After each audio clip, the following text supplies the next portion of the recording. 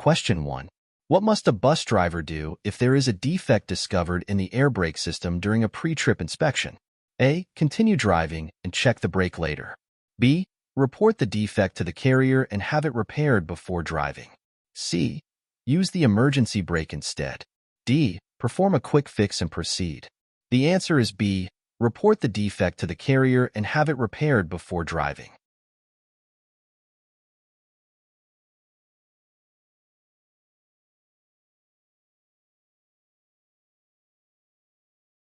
Question 2. What is the legal requirement for using seatbelts on buses equipped with them? Seatbelts must only be worn by the driver. B. Passengers are not required to use seatbelts. C. Both the driver and passengers must wear seatbelts where fitted. D. Seatbelts are only required for passengers in the front seats. The answer is C. Both the driver and passengers must wear seatbelts where fitted.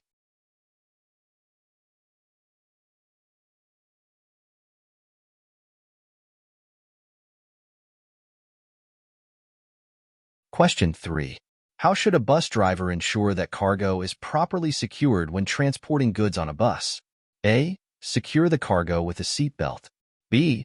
Place the cargo in the aisle of the bus. C. Ensure the cargo is immobilized and will not shift during transport. D. Allow passengers to hold the cargo. The answer is C. Ensure the cargo is immobilized and will not shift during transport.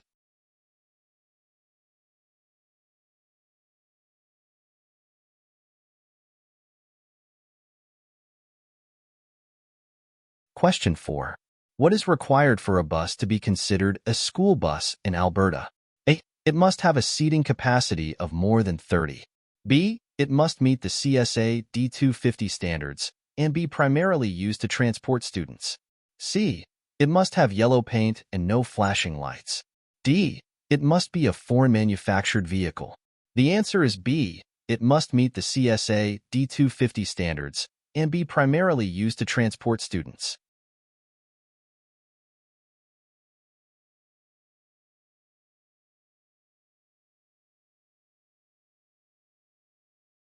Question 5. What are the main steps in completing a daily trip inspection for a commercial bus? A. Walk around the bus, check the brakes, lights, tires, and mirrors. B. Inspect only the interior of the bus. C. Check only the engine and fuel levels. D. Start driving and check for issues during the trip. The answer is A. Walk around the bus, check the brakes, lights, tires, and mirrors.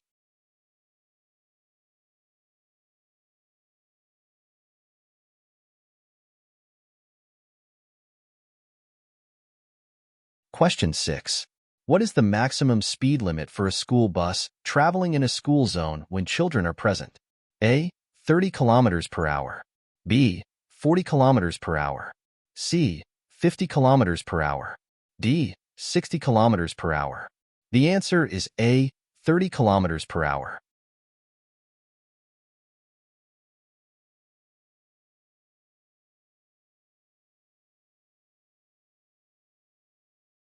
Question 7.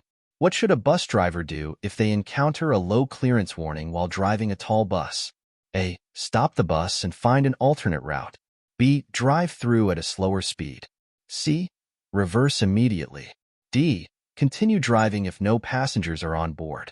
The answer is A. Stop the bus and find an alternate route.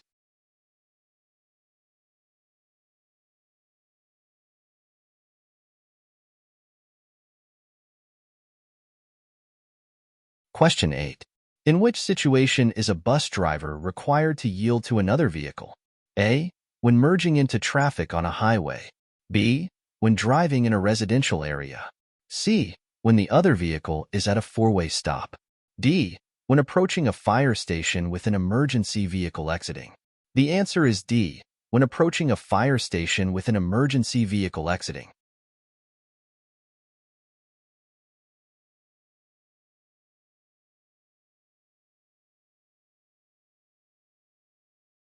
Question 9. What is the maximum permissible blood alcohol concentration, BAC, for a commercial bus driver? A. 0.08%. B. 0.05%. C. 0%. D. 0.03%. The answer is C. 0%.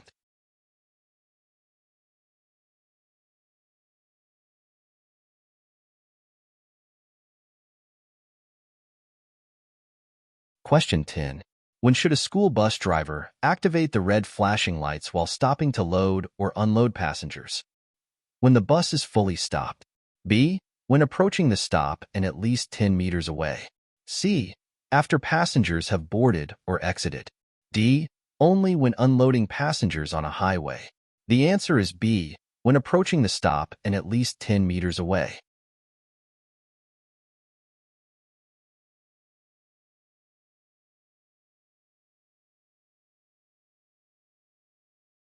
Question 11. What is the appropriate following distance for a bus driver in ideal weather conditions? A. 1 bus length. B. 2 bus lengths. C. 4 seconds behind the vehicle ahead. D. 6 seconds behind the vehicle ahead. The answer is C. 4 seconds behind the vehicle ahead.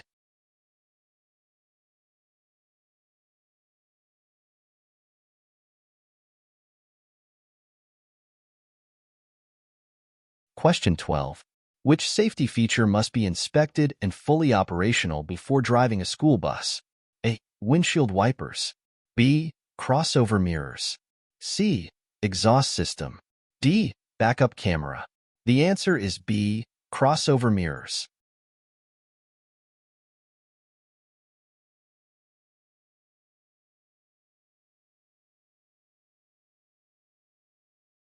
Question 13.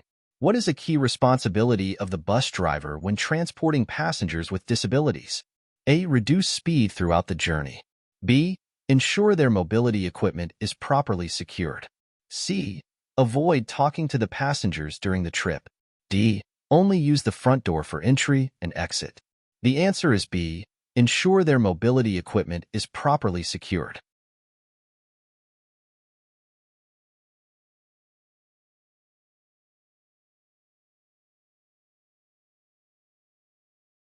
Question 14. What action should a bus driver take when approaching a roundabout? A. Speed through to avoid slowing traffic. B.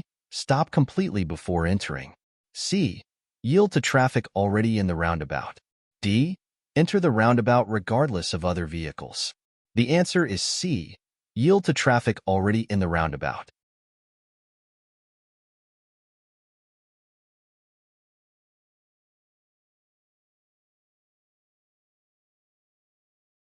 Question 15.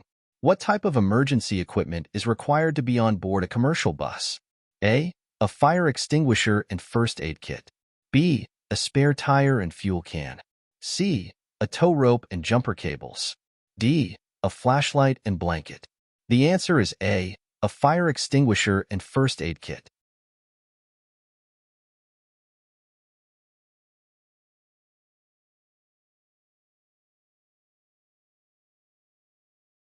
Question 16. What is the purpose of en route inspections during a bus trip? A. To check for new passengers. B. To ensure the bus is still in safe operating condition. C. To refuel the bus. D. To allow passengers a break. The answer is B. To ensure the bus is still in safe operating condition.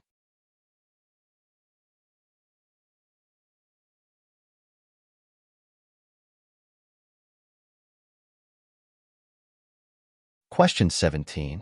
What must a bus driver do when operating in mountainous areas? A. Drive in the center of the road to avoid falling rocks. B. Use a lower gear to maintain control on steep grades. C. Turn off headlights to avoid blinding oncoming traffic. D. Accelerate when going downhill to avoid stalling. The answer is B. Use a lower gear to maintain control on steep grades.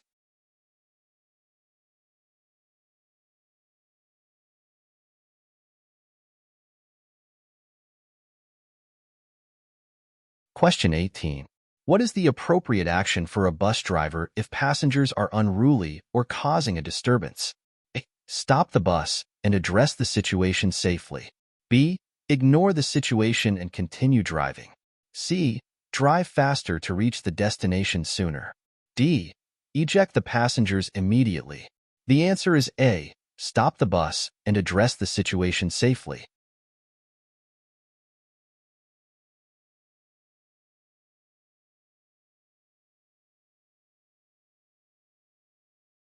Question 19.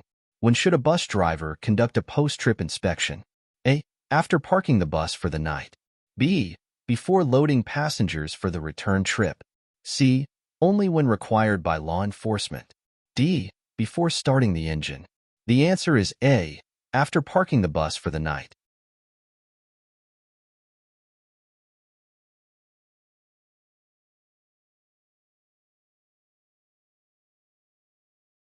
Question 20.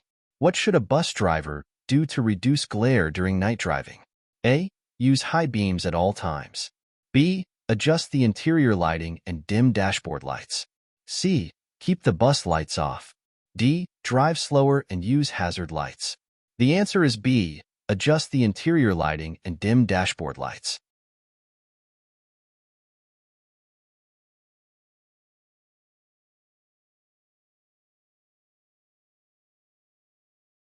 Question 21. When must a bus driver perform a post-trip inspection for school buses? A. Only if required by law. B. At the end of every trip. C. Before starting a new route. D. Only when passengers report issues. The answer is B. At the end of every trip.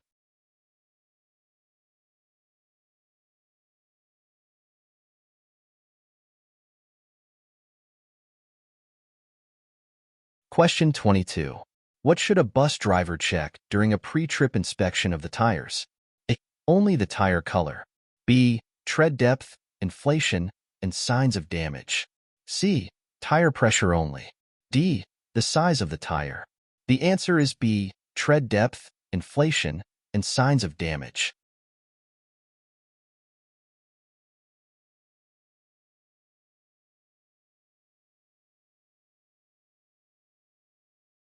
Question 23. What is the required action if a bus becomes stuck on a railway track? A. Attempt to push the bus off the track. B. Evacuate all passengers and move away from the bus. C. Stay inside the bus and call for help. D. Flash the headlights at an oncoming train. The answer is B. Evacuate all passengers and move away from the bus.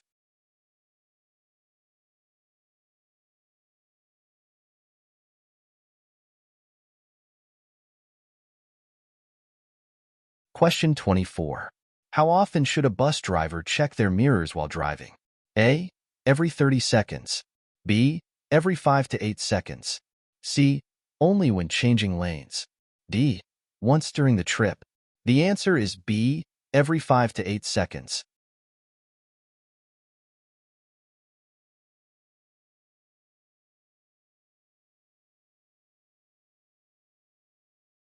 Question 25.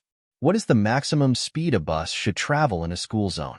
A. 50 kilometers per hour. B. 40 kilometers per hour. C. 30 kilometers per hour. D. 60 kilometers per hour. The answer is C. 30 kilometers per hour.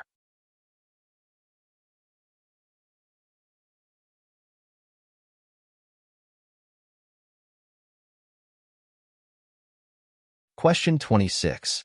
What should a bus driver do if the oil pressure warning light comes on? A. Keep driving until the next stop. B. Stop the bus immediately and check the oil level. C. Reset the warning light and continue driving. D. Ignore the warning if the bus is running smoothly. The answer is B. Stop the bus immediately and check the oil level.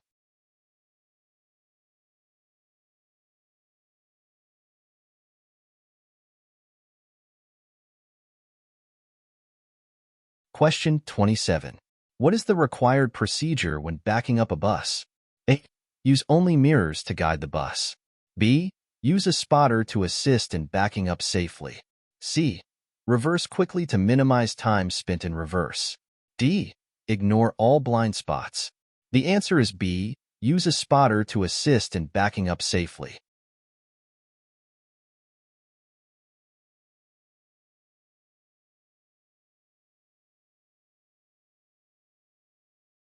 Question 28.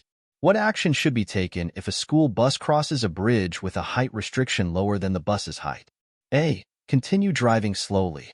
B. Stop and find an alternate route. C. Lower the bus suspension. D. Reverse off the bridge. The answer is B. Stop and find an alternate route.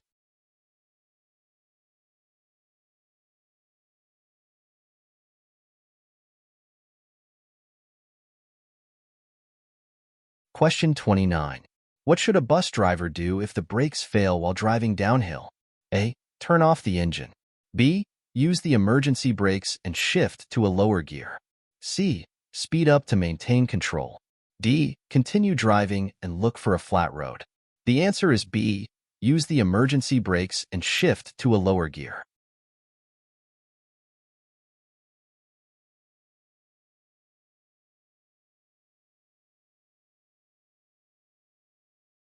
Question 30. How often should a bus driver check the dashboard indicators during a trip? A. Only at the start of the trip. B. At regular intervals to monitor vehicle performance. C. When refueling the bus. D. Only if the bus shows signs of malfunction. The answer is B. At regular intervals to monitor vehicle.